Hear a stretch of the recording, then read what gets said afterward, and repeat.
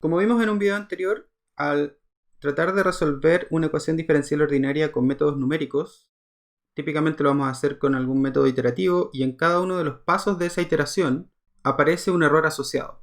Y ese error asociado afecta al paso siguiente porque es su condición inicial.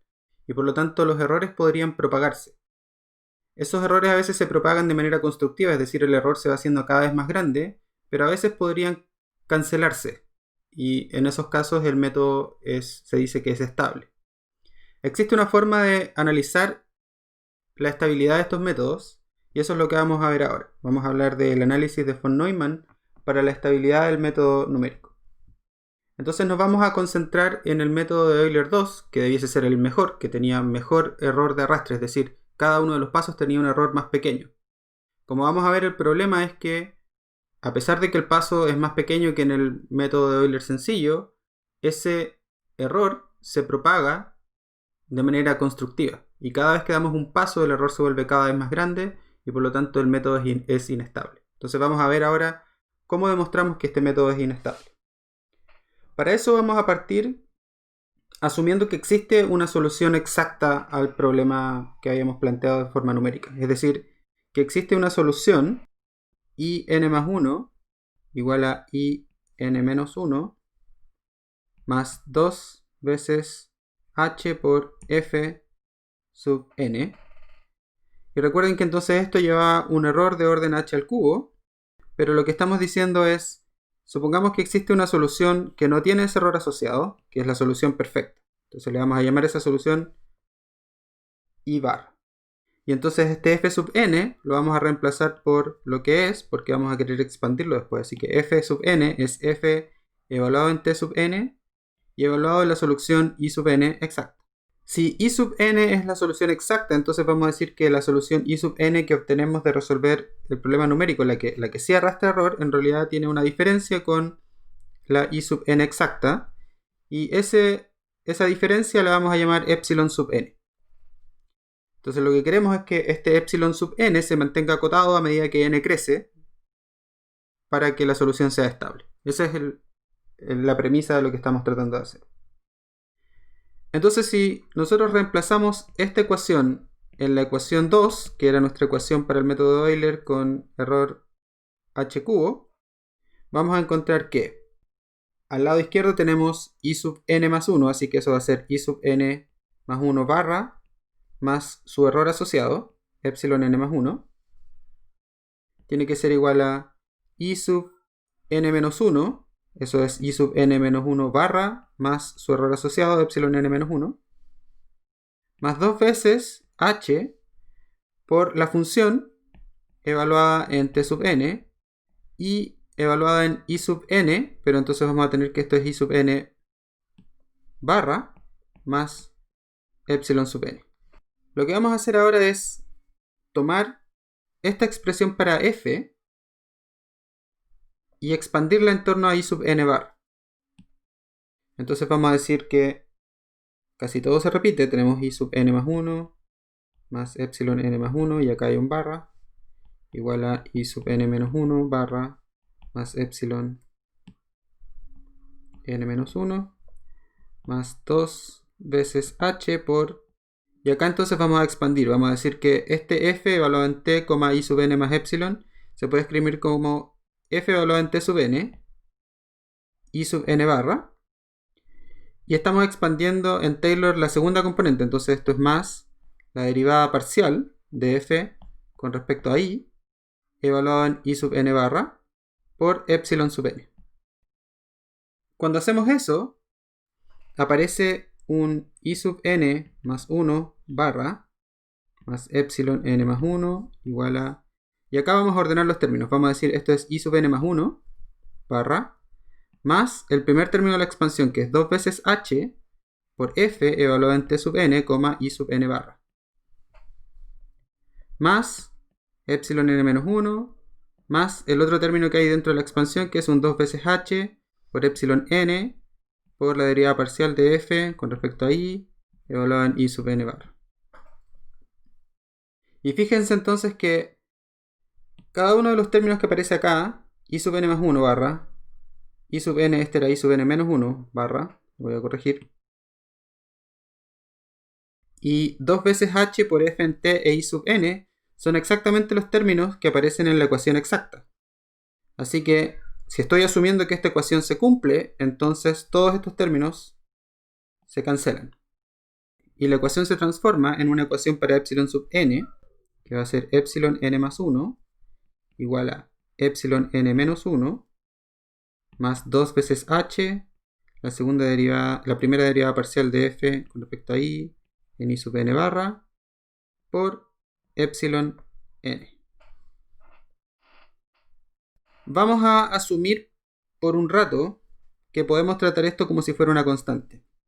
Obviamente no es constante, pero la vamos a asumir constante por un rato para tratar de progresar en el análisis de la ecuación. Entonces vamos a suponer por ahora que es constante.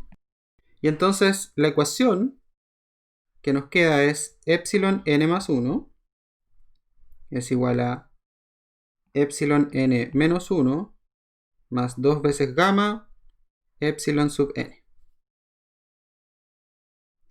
Esto que está acá, entonces es una ecuación que nos dice cómo se comporta epsilon n, que si recuerdan es el error asociado a cada paso, es decir, la diferencia entre la solución exacta y la solución que obtenemos con el método numérico. Lo que queremos es que ese epsilon sub n no crezca demasiado en el tiempo. El asunto es que esta progresión para epsilon sub n se puede resolver relativamente fácil. Esto es una ecuación lineal homogénea. Y entonces se puede resolver asumiendo lo siguiente. Asumamos que la solución epsilon sub n se puede escribir como un epsilon sub 0 por alguna constante lambda a la n. Entonces si nosotros asumimos eso y lo reemplazamos en la ecuación original, vamos a encontrarnos con epsilon n más 1 se va a escribir como epsilon sub 0 lambda n más 1. Epsilon n menos 1 va a ser epsilon sub 0 por lambda a la n menos 1. Más 2 veces gamma por epsilon sub n, que va a ser epsilon sub 0 por lambda a la n. Los epsilon sub 0 obviamente se cancelan en todas partes. Y si divido todo esto por lambda a la n menos 1, voy a obtener lambda al cuadrado igual a 1 más 2 veces gamma por lambda. Esto que está acá es una ecuación cuadrática. Y esa ecuación cuadrática se puede escribir entonces como lambda al cuadrado menos 2 gamma lambda menos 1 igual a 0. Esta ecuación cuadrática entonces tiene dos soluciones y las soluciones se calculan como lambda igual a gamma más menos 1 más gamma al cuadrado. Entonces lo que encuentro es que existen dos soluciones. Existe una solución cuando uso el signo más y una solución cuando uso el signo menos. Y entonces la solución general a mi problema, si yo asumí que mi solución era de la forma epsilon 0 por lambda a la n, se tiene que escribir como una combinación lineal de esas soluciones. Entonces la solución general tiene que ser de la forma epsilon sub n es igual a una cierta constante por lambda con el signo más a la n más otra constante por lambda con el signo menos a la n. Esto entonces es la solución general para el problema de la progresión de epsilon sub n. Y de nuevo les recuerdo, epsilon sub n es la diferencia entre la solución exacta y la solución numérica que estamos obteniendo. Si epsilon sub n crece en el tiempo, entonces nuestra solución numérica se vuelve cada vez peor en el tiempo. Lo que queremos es que epsilon sub n se mantenga acotado. Entonces, lo que tenemos que hacer ahora es analizar cómo se comporta epsilon sub n a medida que n crece. Entonces vamos a tener dos casos. El caso en el que gamma es mayor que 0. Si gamma es mayor que 0, entonces veamos que vamos a tener algo positivo. Y si consideramos el lambda más, va a ser más una cosa que también es positiva. Entonces, nuestro lambda más va a ser mayor que 1. Porque si se fijan, lo que tenemos es un número que es 1 más algo positivo, más algo positivo. Así que esa cosa necesariamente es mayor que 1. El problema con eso es que si lambda es mayor que 1, entonces nuestro lambda más a la n tiende a infinito cuando n tiende a infinito. Y por lo tanto, nuestro epsilon sub n diverge. Y esto quiere decir, esta divergencia quiere decir que entonces es inestable. Nuestro algoritmo sería inestable en el caso cuando gamma es mayor que 0. ¿Qué pasa en el caso cuando gamma es menor que 0? Si gamma es menor que 0, el problema ahora va a ser lambda menos, porque lambda menos va a ser menor que menos 1.